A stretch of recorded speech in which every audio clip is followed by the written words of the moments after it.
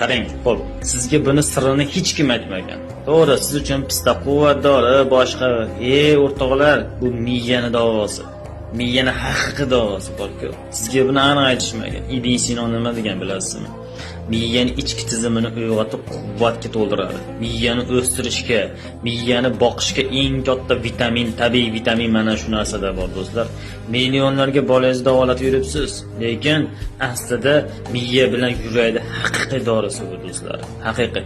Lekin buni 4 xil mizoj bo'lsa, 4 xil tabiatli insonga 4 xil munosabatda ichish mumkin, do'stlar. Buni ham o'rgataman. Oxirigacha ko'ramiz, layklarda yamaymiz. Xo'p, serjahl tez harakat odam sut yoki qatiq bilan yesa juda ham yaxshi bo'ladi.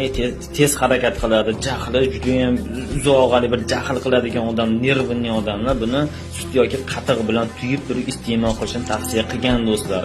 Biz ham tavsiya qilamiz. Agar ortiqcha vazn, bosh og'rig'i, uyquchan odamlar, bo'shashgan odamlar bo'lsa, buni asal, dolchin yoki zanjabil bilan aralashtirib yeyishni tavsiya qilamiz, do'stlarim. Uchinchisi, ishchan yoki jismonan sust.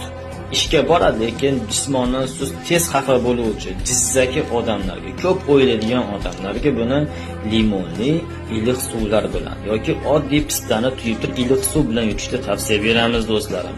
Juda ham mo'jizasi yuqori bo'ladi, shifo Allohdan. To'rtinchisi, yurak urishi juda ham tez, hayajoni yuqori, tezda hayajonlanib ketadi. Energiyasi zo'r lekin, ammo tinchligi yo'q. Yuragida miyasi tinchlanolmaydi.